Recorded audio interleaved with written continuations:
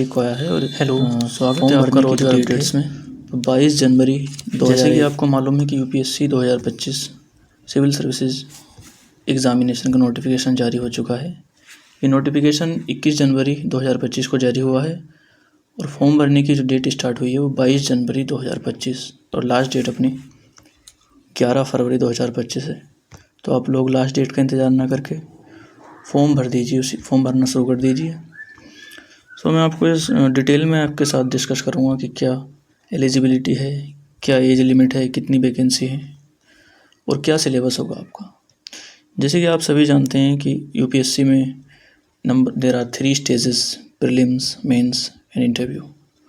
तो ये प्रीलिम्स का नोटिफिकेशन है। जैसे ही आप प्रीलिम्स क्लियर कर लेते हैं फिर आपका मेंस आता है, उसके बाद आपका इंटरव्यू होता है, देन फाइनल लिस्ट जारी होती है।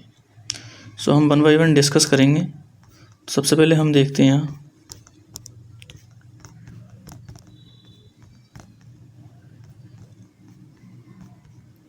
Eligibility criteria.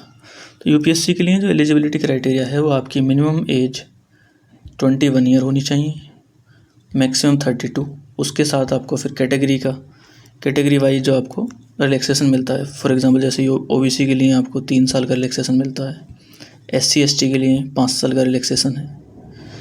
और इसके साथ साथ जो आपकी एजुकेशनल क्वालिफ़िकेशन जो है, आपके पास कोई भी एक ग्रेजुएशन डिग्री होनी चाहिए। आप फाइनल ईयर में भी अप्लाई कर सकते हैं, लेकिन आपकी एज उस टाइम 21 साल होनी चाहिए। इसके साथ साथ हम बात करते हैं number of attempts. For example SC ST में अनलिमिटेड अटैम्प्ट दे सकते हैं, ओबीसी वाले 6 अटैम्प्ट, जनरल कैटेगरी में 6 अटैम्प्ट देते हैं, ओबीसी वाले 9 अटैम्प्ट, क्योंकि 3 साल का रिलैक्सेशन है तो +3 अटैम्प्ट ओबीसी को मिलते हैं। उसी के साथ ईडब्ल्यूएस भी 9 अटैम्प्ट्स हैं एंड कैटेगरी के हिसाब से फिर अलग होता है थोड़ा, जैसे पीडब्ल्यूडी वगैरह।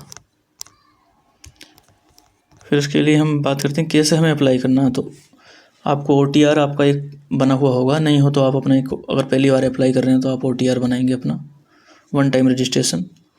फिर ओटीआर से आपको एक ओटीआर नंबर मिलेगा, उसी के थ्रू आप फिर अपना फॉर्म फिल कर देंगे। अभी हम यहाँ बात करते हैं लास्ट डेट के बारे में। जैसे मैंने आपको बताया था 11 फरवरी लास्ट डेट है। ये अपना आ जाता है प्रीलिम्स एग्जामिनेशन। तो कौन से सब्जेक्ट प्रीलिम्स में रहते हैं, मेंस में कौन से रहते हैं। तो प्रीलिम्स में हमारे 2 एग्ज़ाम होते हैं, एक होता है जनरल साइंस हम बोलते हैं जिसे, दूसरा होता है सीसेट का। दोनों एग्ज़ाम्स में 2-2 घंटे का टाइम मिलता है। जीएस में हमारे 100 क्वेश्चन होते हैं, 2 घंटे का टाइम। 1/3 की निगेटिव होती है both GS and CSAT. CSAT में हमारे 80 क्वेश्चन होते हैं, 200 मार्क्स, 2.5 मार्क्स ईच क्वेश्चन, 1/3 की निगेटिव, और आपको 33% सीसेट में आपको मार्क्स लाने हैं। Otherwise you will not be consider for the merit in GS part. So ये चीज़ ध्यान रखें आप, सीसेट में आपको 33% मार्क्स कंपलसरी लाने हैं। फिर आपका मेंस होता है। मेंस में आपके जीएस के पेपर होते हैं 4, उसके बाद 2 ऑप्शनल होते हैं, एक एस्से होता है, उसके साथ लैंग्वेज के पेपर होते हैं, उसके बाद आपका 275 मार्क्स का इंटरव्यू होता है। और जो आपका प्रीलिम्स है वो सिर्फ एक कट ऑफ डिसाइड होती है, उससे मेरिट में वो कंसीडर नहीं किया जाता। मेरिट में सिर्फ मेंस एंड इंटरव्यू को हम कंसीडर करते हैं, उसी के बेस पर आपकी मेरिट बनती है मेंस एंड इंटरव्यू के लिए। लेकिन प्रीलिम्स की एक कट ऑफ जाती है, वो आपको पार करना कंपलसरी है। फिर आप यहाँ सिलेबस की बात करते हैं, सिलेबस देख लेंगे हम।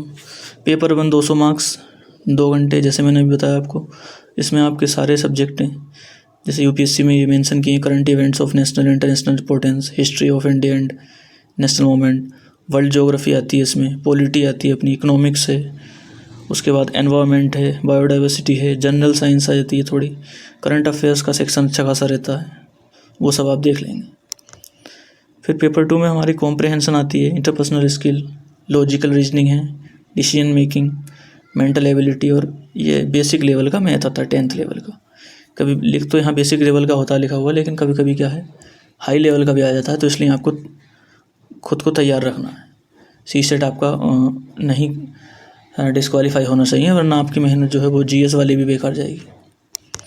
फिर मेंस एग्जामिनेशन का भी वैसे ही सिलेबस है अपना, वो सब अपन बाद में देखेंगे। अभी पहले अपन नंबर ऑफ़ वैकेंसीज़ की जो बात करते हैं तो इस साल जो नंबर ऑफ़ वैकेंसीज़ बता रहे हैं वो थोड़ी रिड्यूस हुई है। लास्ट ईयर वैकेंसी 1056 थी, इस साल वैकेंसी 979 सुनने में आया है, जैसे अभी तक नोटिफिकेशन दिया है।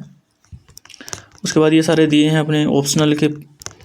ऑप्शनल में क्या क्या रहता है, कौन से सब्जेक्ट्स हैं, सिलेबस है, तो आप जो भी ऑप्शनल अपना चूज़ कर रहे हैं उसका सिलेबस आप यहाँ नोटिफिकेशन में, जो ऑफिशियल नोटिफिकेशन आई है उसमें देख सकते हैं। ये इकोनॉमिक्स का सिलेबस होगा। तो अपन ये सब चीज़ें यहाँ से देख,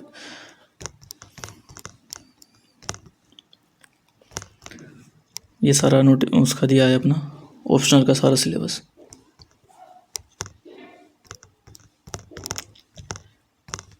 सपोज कीजिए आपका ये, उसके बाद ये इंस्ट्रक्शन दिए हैं कुछ कि कैसे आपको ऑनलाइन फॉर्म फिल करना है। तो ऑनलाइन फॉर्म फिल करने के लिए आप यूपीएससी की जो ऑफिशियल वेबसाइट है उस पर जा सकते हैं आप। उस पर जाकर आप सर्च करेंगे, वहाँ से आपका OTR अगर नहीं बना हुआ है तो आप पहले OTR बनाएं, उसके बाद आप फॉर्म फिल करें। फ़ोटोग्राफ के लिए आप यहाँ मेंशन किया गया है, फ़ोटोग्राफ के लिए स्पेशली, तो फ़ोटोग्राफ पर आप बहुत ज़्यादा ध्यान देना है।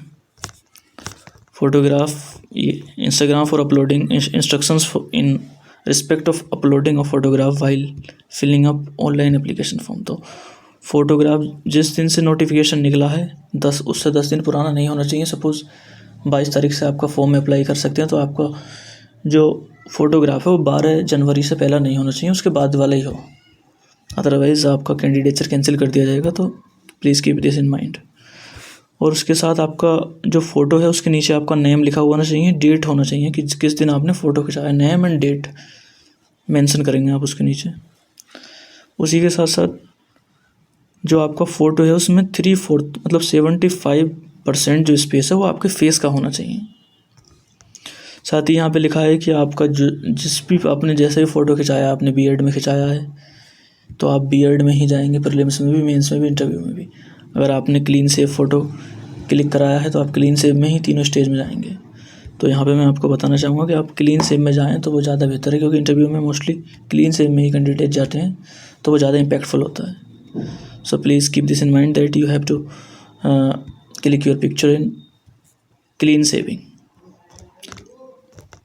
फ़ोटो का खासकर ध्यान दें। इससे कभी कभी क्या होता है, SSC CGL में भी होता है ऐसे कि अगर आप फ़ोटो विद ग्लास लगा देते हैं तो आपका जो एप्लीकेशन फॉर्म होता है वो कैंसिल हो जाता है, फिर उसमें दिक्कत हो जाती है आपको।